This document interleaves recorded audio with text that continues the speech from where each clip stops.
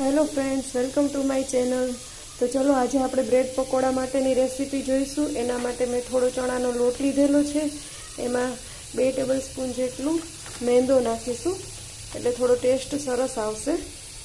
બરાબર, 1 વાટકી જેટલો ચણાનો લોટ લીધેલો છે અને આની અંદર મેં 4-5 બટેટા બાફવા મૂકેલા છે। હમણાં બફાઈ જશે એટલે આપણે એમાંથી મસાલો તૈયાર કરીશું। તો ફ્રેન્ડ્સ, હવે આપણે આમાં સ્વાદ મુજબ થોડું મીઠું નાખી દઈશું અને આ ટાટાનો સોડા છે એ થોડો 1/2 સ્પૂન જેટલો નાખવાનો છે। થોડી હિંગ નાખી દેવાની છે અને હવે લોટને આપણે ડોઈ લેવાનો છે। થોડું થોડું પાણી નાખી અને આ રીતે મિક્સ કરી દેવાનો લોટ। બધું સરસ થઈ જશે। કુકરની 4 વિસલ વાગી ગઈ હતી અને હવે બટેટા તૈયાર થઈ ગયા છે, બફાઈ ગયા છે। હવે બટેટા ઠરે છે ત્યાં સુધીમાં આપણે આદુ, મરચાં અને લસણની પેસ્ટ બનાવવાની છે। લસણને બારીક સમારી લેવાનું છે, મરચાંની કટકી કરી અને આદુ ખમણીને નાખવાનું છે।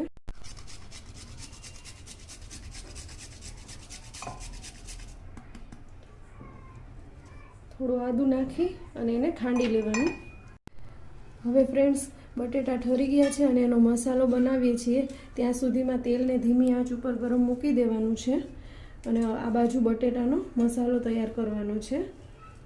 હવે આ બટેટાનું જે તૈયાર થઈ ગયું છે એની અંદર હિંગ નાખવાની છે, થોડી હળદર નાખવાની છે, ધાણા જીરું 2 ચમચી નાખીશું।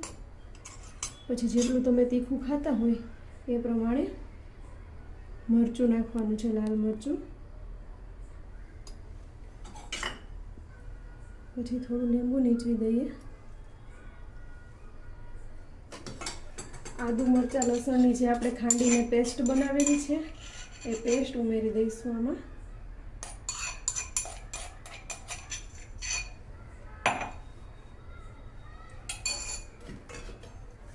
સ્વાદ બેલેન્સ કરવા પૂરતી થોડીક જ ખાંડ નાખવાની છે, 1/2 ટેબલ સ્પૂન જેટલી।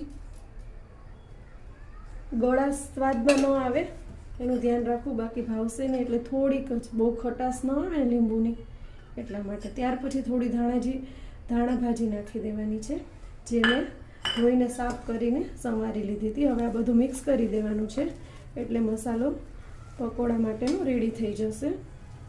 સ્વાદ પ્રમાણે મીઠું નાખી દેવાનું છે અને વ્યવસ્થિત મસાલો તૈયાર કરવાનો છે। હવે બ્રેડ લેશું અને એના પર આજે આપણે મસાલો બનાવ્યો છે એ પાથરી દઈશું વ્યવસ્થિત રીતે, બધી સાઈડ થઈ જાય।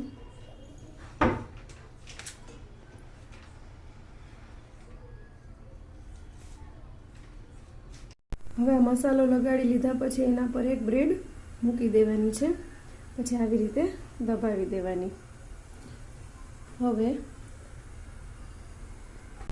હવે આ બ્રેડને આની અંદર રીતે ડીપ કરવાની છે। થોડી બ્રેડ તૂટેલી આવી ગઈ છે, આખું પેકેટ જ એવું છે। આ રીતે ડીપ કરી, બાકી તો એક હાથથી પણ થઈ જાય।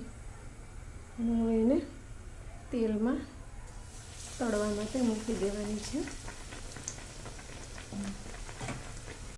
આખી સેન્ડવિચને આખી આ રીતે ભરી અને એકસાથે પણ તળી શકાય અને આ રીતે પહેલાંમાં પછી પીસ કરાય અને આમાં પીસ કરી અને પછી પણ તમે આ રીતે તળી શકો છો। જે રીતે કમ્ફર્ટેબલ હોય એ રીતે કરી શકાય।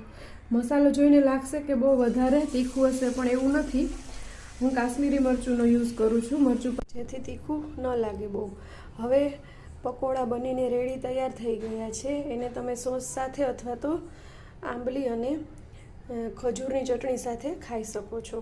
એકદમ મસ્ત મજાના ટેસ્ટી પકોડા રેડી થઈ ગયા છે। તમે પણ આ રેસીપી જરૂરથી ટ્રાય કરજો અને પ્લીઝ મારી ચેનલને સબસ્ક્રાઈબ કરજો અને લાઈક કરજો। Thank you. આ રીતે પણ તમે એક પકોડામાંથી 4 પીસ કરી અને સર્વ કરી શકો છો। મસ્ત લાગશે, બહુ ટેસ્ટી થશે। ટ્રાય કરજો જરૂરથી।